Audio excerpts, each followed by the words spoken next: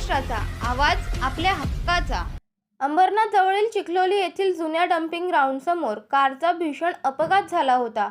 त्या अपघातात एका तरुणाचा जागीच मृत्यू झाला असून दुसऱ्या तरुणाचा हॉस्पिटलमध्ये उपचारादरम्यान मृत्यू झाला आहे, तर कार चालक गंभीर जखमी झाला असून हॉस्पिटलमध्ये उपचार घेत आहे।